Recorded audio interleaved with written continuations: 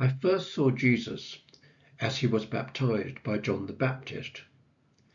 Seeing him in shining white light, being circled by a dove, and hearing the booming voice saying, "This is my beloved Son, in whom I am well pleased," convinced me he was the Messiah.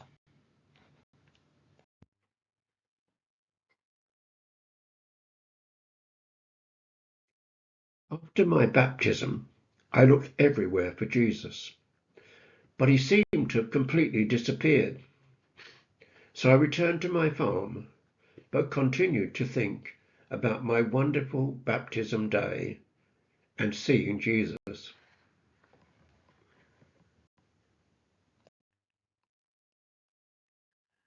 I continued searching in the marketplace and all over town whenever I could get away from the farm. Many travellers stopped at my farm for refreshments and to buy food to eat for the next stage of the journey. One group stopped with us for a couple of days, and it turned out that they were disciples of Jesus and knew him well. They told me about his history and why they believed he was the Messiah. They said his mother was a virgin and that he'd worked as a carpenter alongside his brothers in the family business. Age 30, God had told him to go out and preach the good news to the Jews and the Gentiles. This information made me even more keen to see Jesus again. So I asked them if he had a set route for his travels. But they said he always travels to places where he's needed, so moves from place to place in no set order. They did say that they were due to meet him at Galilee in a few days' time.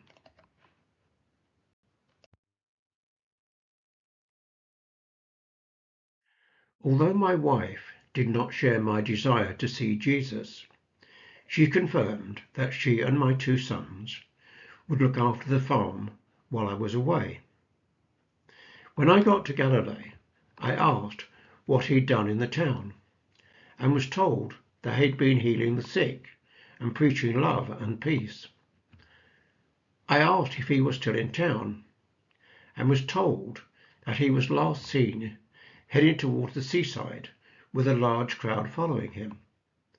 So I made haste to go in the same direction.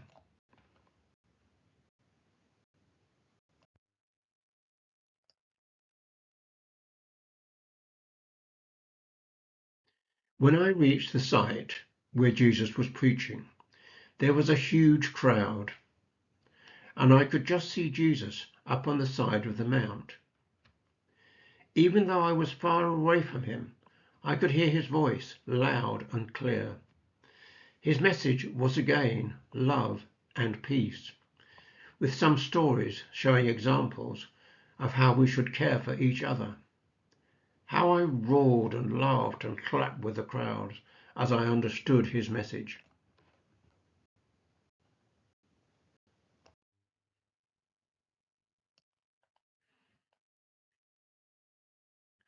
After the Sermon on the Mount, I returned to my farm, working hard with my family, but still gathering information about Jesus' activities and when he might be close by again.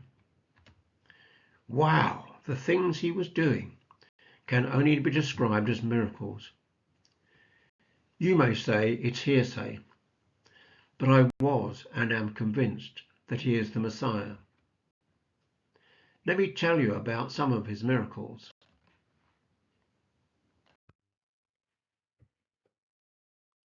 A blind man heard that Jesus was close by and called out for him, saying, "Master, help me." Jesus heard his plea and asked what he wanted. The man replied, "I was born blind and want to see. I know you're the Messiah." Jesus gently took the man's face in his hand and looked into his eyes.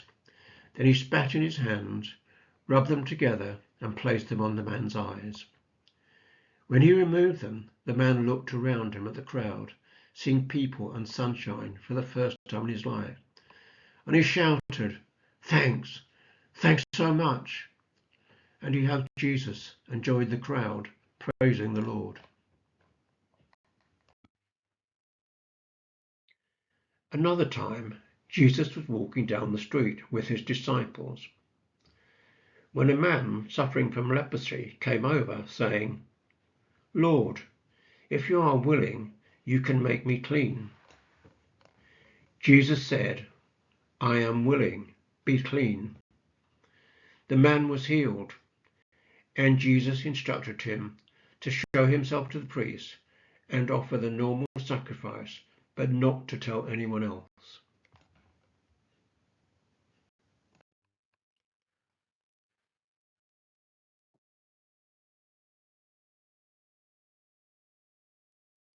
Jesus was away traveling when he heard that his friend Lazarus, the brother of Mary and Martha, had died. He wept and said, "I must go to Bethany now." It was 4 days before he came to Bethany and was taken to the tomb by Mary and Martha with other mourners. Jesus said, "Take away the stone sealing the tomb." And when this was done, Jesus said, "Lazarus, come out." He came out in his grave clothes, and as soon as Mary and Martha saw he was alive, they thanked Jesus and took Lazarus back to the house, where they bathed him and put on fresh clothes, so they could celebrate his return to life with Jesus and other friends.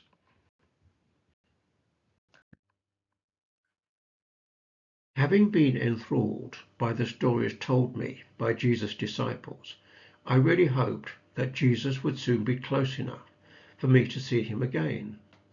Luckily, it wasn't long before I heard he was close to Bethsaida, and I made sure that I was there early. Shortly after I arrived, Jesus appeared with his disciples, and it didn't take long for crowds to gather. I was there all day, enthralled by Jesus' teachings. As it was getting near to dusk, I was about to leave for home when Jesus asked we had any food. Well, that was a bit of a shock because we all kept water with us, but often ate when we returned home. I was in easy travelling distance, but I'm sure many needed to eat and rest before the long journey home. So I thought I'd wait and see what happened. The only person from the crowd who opposed the disciples with food was a small boy with a small basket, which they took to Jesus, who began to pick out food from it. Imagine my surprise when Jesus seemed to be taking endless amounts of food from this tiny basket. Being near the front, I was soon served with some bread and fish. The disciples continued back and forth between Jesus and the crowd, right up to the back, and never ran out of food from this tiny basket. I've no idea how he did it, but I estimate that there were about 5,000 people in that crowd who were both fed faith and love, as well as food for the next part of their journey.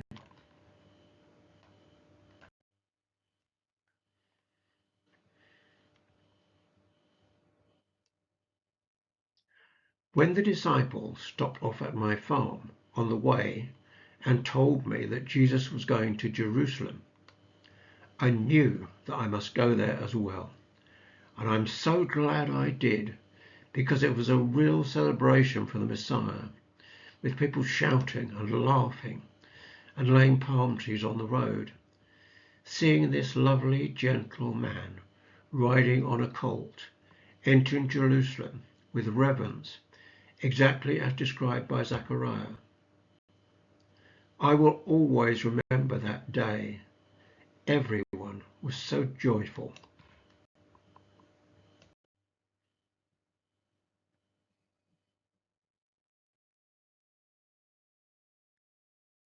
After the Last Supper, Jesus went out into the Garden of Gethsemane with his disciples to pray.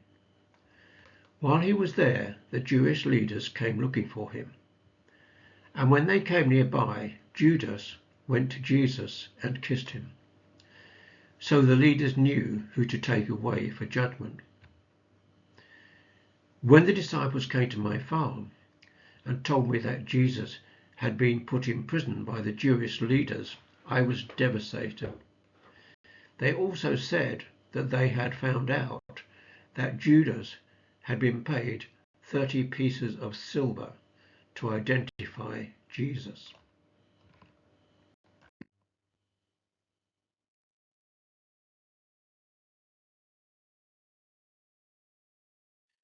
The Jewish leaders took Jesus to Pontius Pilate, the Roman judge, who, after hearing their ridiculous claims against Jesus, declared there was no crime to answer.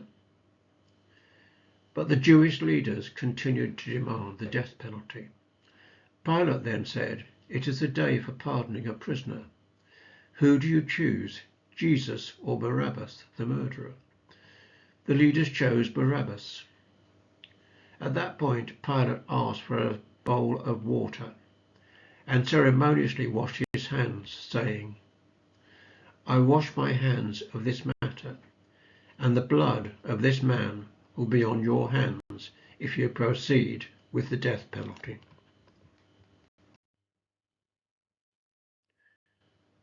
I only heard about the death sentence given by the Jewish leaders just as I had returned to the farm, and knew I must return to Jerusalem.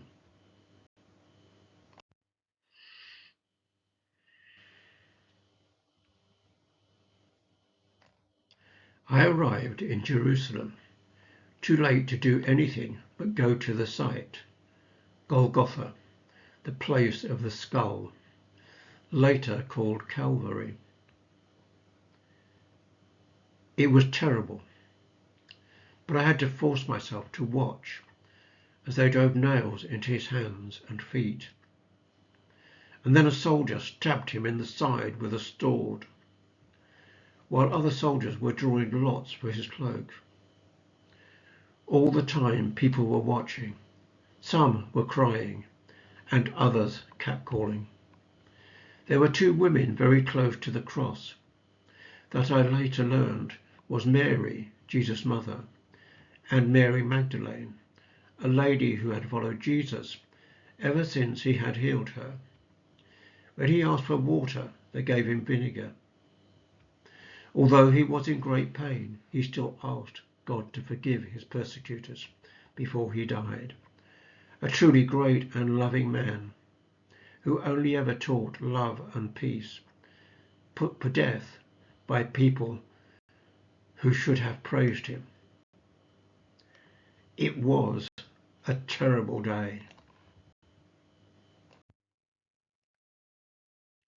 I stayed at a small guest house overnight and woke early, so I thought I would take a walk to see the disciples. When I got there, they seemed very confused because Mary Magdalene had told them she had found the tomb empty, and as she came away crying, had asked a man she thought was the gardener where Jesus was. But when he spoke her name, she realized it was Jesus. Peter then ran to the tomb to see for himself. When he returned and said he'd seen the empty tomb and discarded grave clothes, I asked if I could stay with them for a few days to see if we could find out where Jesus was.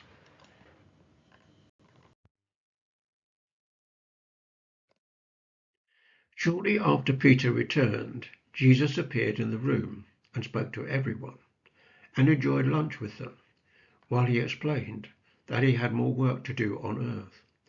He asked everyone to continue to preach the gospel throughout the world and told 11 of his apostles to meet him at the Mount of Olives near Bethany in 40 days' time. I had to go back to my farm, but put the date into my diary as I really wanted to see Jesus again.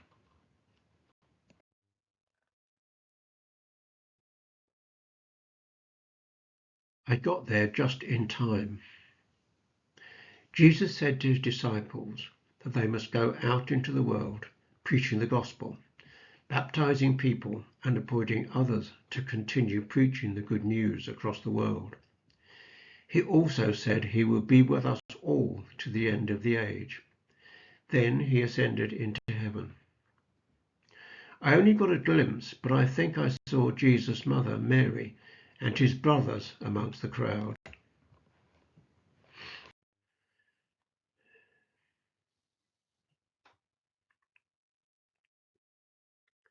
This slide just shows a potted history of Jesus' life. If you read the Holy Bible, you will find that the Old Testament prophesies the birth of Jesus, his triumphal entry into Jerusalem, his death and resurrection after 3 days. The New Testament gives the full biography of Jesus' life.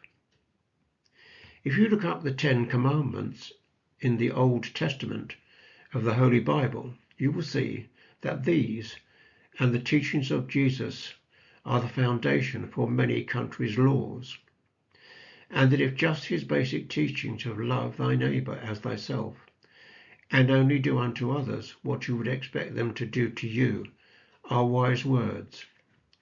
If everyone just followed these instructions, the world will be a place of love and happiness for everyone.